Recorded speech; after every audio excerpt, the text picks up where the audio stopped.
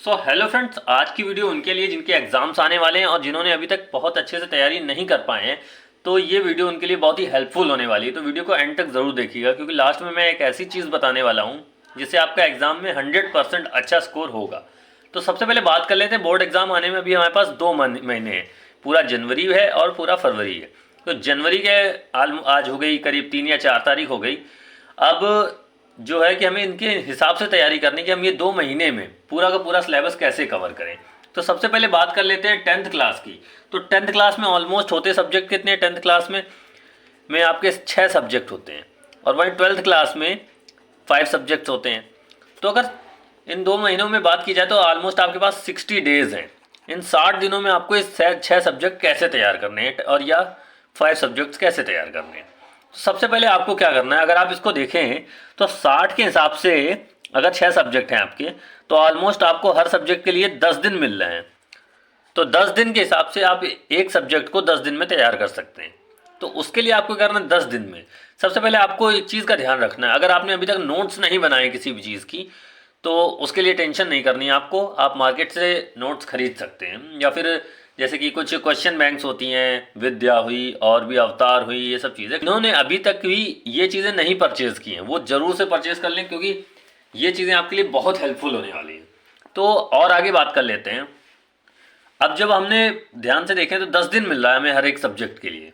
तो आपको क्या करना है, इस बीच आपको अगर कोचिंग इंस्टीट्यूट जा रहे हैं और आपकी तैयारी बिल्कुल भी अच्छी नहीं है, तो आप कोचिंग इंस्टीट्यूट जाना बंद कर दें। मैं ऐसा नहीं कह रहा हूँ कि आप बंद ही कर दें, अगर आप बंद कर सकते हैं तो कर दें।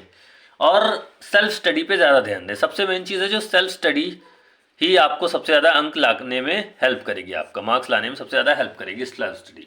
तो सेल्फ स्टडी करने का भी तरीका होता है। तो सेल्फ स्टडी आप 2 तरीके से कर सकते हैं।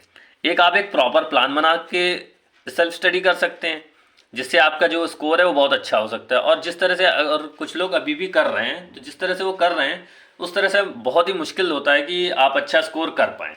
तो सबसे पहले बात कर लेते हैं कि हम ऐसा प्लान कैसे बनाएं जिससे हम अच्छा स्कोर कर सकें। तो उस पर आ जाते हैं। सबसे पहले बात कर लेते हैं कि हमें सुबह पढ़ना है। बहुत से लोग कहते हैं कि सुबह पढ़ने से अच्छी तैयारी होती है। ऐसा कुछ भी नहीं, बिल्कुल झूठ है, बिल्कुल बकवास है।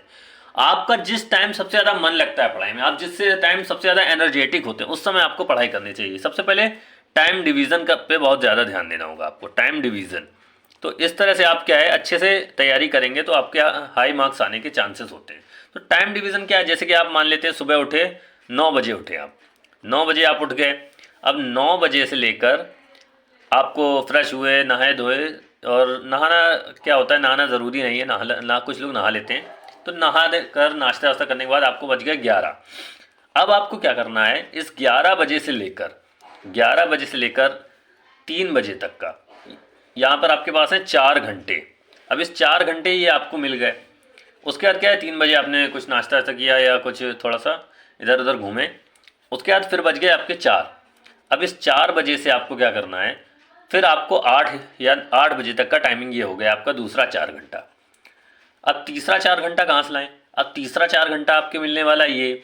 अब 8 बजे के बाद आपने 9 बजे से क्या करना है, 9 से 1, ये तीसरा टाइम हो गया आपका।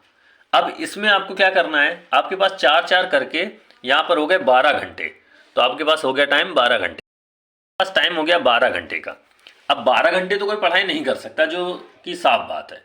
इसको आपको क्या करना है, एक एक घंटे के टाइमिंग को डिवाइड कर देना। आपने क्या किया, 45 मिनट किसी चीज़ की पढ़ाई की, कुछ पढ़ाए, और 15 मिनट आपने क्या किया, खेल कूद लिया या कुछ अपना टाइम पास कर लिया। ऐसा नहीं, मोबाइल पे आपको बिल्कुल भी नहीं रखना। मोबाइल में अगर आप ध्यान देते हैं तो मोबाइल में आपका जो है फोकस ये 15 मिनट बढ़ के कब 25 मिनट कब 45 मिनट पूरा हो जाएगा आपको पता नहीं चलेगा। इसलिए मोबाइल को बिल्कुल अवॉइड करना है। ये जो 15 मिनट है आपको क्या करना है, कुछ खेल कूद लिया, दौड़ भाग लिए, कुछ खा लिया पी लिया, टहल लिए, इस तरह से आपको 15 मिनट आपने लगा देने हैं। ये चीज़ और ज़्यादा ध्यान देना है कि आपको बड़े लंबे समय तक पढ़ाई नहीं करनी है। आपने 45 मिनट पढ़ा, 15 मिनट खेल कूद लिए, 15 मिनट आप फिर क्या हुआ, फिर अगले 45 मिनट पढ़े, फिर 15 मिनट हुए। इस तरह से आप 45 मिनट करेंगे तो आपका क्या है, अब ये 12 45 मिनट हो गए आपके पास, 12 आपके पास 45 मिनट हो गए। सपोज कर देते हैं हम 12 नहीं पढ़े, चलिए 8 मान लेते हैं, 8 कर लेते हैं। 4 घंटे आपने और किसी ना किसी काम में लगा लिए, फिर भी इतना टाइम भी बहुत होता है किसी भी प्रॉपर सब्जेक्ट की तैयारी के लिए। अब इसमें से आपने 2 बार 45, 2 क्लासेस हो गई आपकी 45 मिनट की, मैथ्स की, फिर 2 हो गई साइंस की। अब अभी भी आपके पास 4 बची। बाकी के जो 4 सब्जेक्ट हैं उनको एक एक क्लास दे दी, एक घंटा इंग्लिश का, 1 घंटा हिंदी का, 1 घंटा कंप्यूटर का, या आपके पास जो भी ऑप्शनल सब्जेक्ट हैं। इस तरह से आपने तैयारी कर ली। इस तरह से आपको क्या है, हर चीज़ के लिए प्रॉपर टाइम मिल गया। अब जो सबसे मेन चीज़ है इस तैयारी की, उस पर आ जाते हैं। वो क्या है, साथ साथ आपको ध्यान देना है जो आपने नोट्स बनाए हैं या खरीदे हैं उसका रिवीजन डेली करना है। क्योंकि अगर आप उसका रिवीजन नहीं करेंगे तो आपको जो है जितना भी आपने तैयार किया वो आप भूलते जाएंगे। तो इसलिए नोट्स रिवीजन सबसे बेस्ट होता है। और आप कोशिश करें कि जो रिवीजन का टाइम है उसे मॉर्निंग में रखें।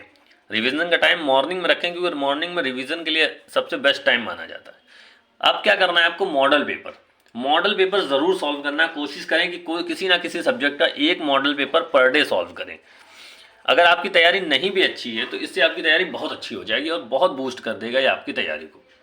तीसरा जो इम्पॉर्टेंट पॉइंट है वो आपको फोकस करना है इम्पॉर्टेंट क्वेश्चंस पर। इम्पॉर्टेंट क्वेश्चंस को पहले तैयार करना है और जो बाकी के क्वेश्चंस हैं उनमें आप थोड़ा सा ढील दे भी सकते हैं, नहीं भी दे सकते हैं। तो इम्पॉर्टेंट क्वेश्चंस को आप थोड़ा सा ज़्यादा ध्यान दें, फोकस रखें उस पर। चौथी चीज़ है राइटिंग प्रैक्टिस। सबसे ज़्यादा इंपॉर्टेंट होता है। मेरा 2 बार का एक्सपीरियंस है, क्लास 12th में भी और क्लास 10th में भी, कि राइटिंग प्रैक्टिस आप जितनी ज़्यादा करेंगे आपके मार्क्स उतना ज़्यादा ऑब्टेन होंगे, उतना ज़्यादा खिंचेंगे, उतना ज़्यादा लंबे जाएंगे। क्योंकि जानते आपको जो होता है लिखा हुआ ही वहाँ दिखना है, आपको वहाँ पर सुनाना नहीं है। तो राइटिंग प्रैक्टिस पे सबसे ज़्यादा ध्यान देना है। क्योंकि बहुत से लोग होते हैं जिनके राइटिंग प्रैक्टिस नहीं अच्छी होती है, वहाँ पर जाते हैं आधा पेपर उनका छूट जाता है। तो इसलिए राइटिंग प्रैक्टिस पे सबसे ज़्यादा फोकस देना है। उसके बाद आता है equal on every subject, focus equal on every subject. आपको हर सब्जेक्ट पे इक्वल फोकस करना है। ये नहीं कि आपकी मैथ कमज़ोर है तो आप मैथ में लगें, बाकी सब्जेक्ट आपके और बेकार हो गए। तो इसलिए मैथ पे ही नहीं, सारे सब्जेक्ट पे इक्वल जो होता है फोकस देना होता है। अब जैसे आपने मैथ बहुत अच्छी है आपकी, तो अब आप मैथ ही पढ़े जा रहे हैं, साइंस आपका ख़राब हो गया। इसलिए जो कमज़ोर सब्जेक्ट पे हो सकता है आपको कमज़ोर पे थोड़ा ज़्यादा ध्यान देना पड़े, लेकिन हर सब्जेक्ट पे इक्वल ध्यान दीजिए। और सबसे जो लास्ट की इंपॉर्टेंट चीज़ है जिसके बारे में मैं बात कर रहा था, वो आपके लिए सबसे ज़्यादा रामबाण होने वाली है। क्योंकि अगर आप इसकी ये तैयार कर लेते हैं लास्ट 10 ईयर पेपर्स, आपका जो एग्ज़ाम का 98% सिलेबस उसी 10 ईयर पेपर्स में से रिवाइज होता रहता है हर साल। ये ऐसा हम नहीं कह रहे हैं, ऐसा आप किसी भी यूट्यूब चैनल पे देख लें, किसी भी टीचर से पूछ लें जो बोर्ड एग्ज़ाम या सरकारी टीचर हो या कोई भी बड़ा प्राइवेट टीचर हो, आप उससे पूछ लें, आपको हर कोई इस 10 ईयर पेपर के बारे में ज़्यादा फोकस करेगा। तो इसलिए लास्ट 10 ईयर के पेपर्स पे बहुत ज़्यादा ध्यान दीजिए। क्योंकि यही आपको, अगर आप सिर्फ इसे पढ़ लेते हैं लास्ट 10 ईयर पेपर्स को और कुछ भी नहीं पढ़ते हैं, तो भी आपका फ्रेंड्स 80% मार्क्स कहीं नहीं गए। तो 80% मार्क्स आपके ईजिली आ जाएंगे। इसलिए आपको क्या करना है, सबसे ज़्यादा फोकस करना है लास्ट 10 ईयर पेपर। और आज के लिए बस इतना ही, मिलते हैं नेक्स्ट वीडियो में। और वीडियो पसंद आए तो एक लाइक और सब्सक्राइब ज़रूर कर लें, क्योंकि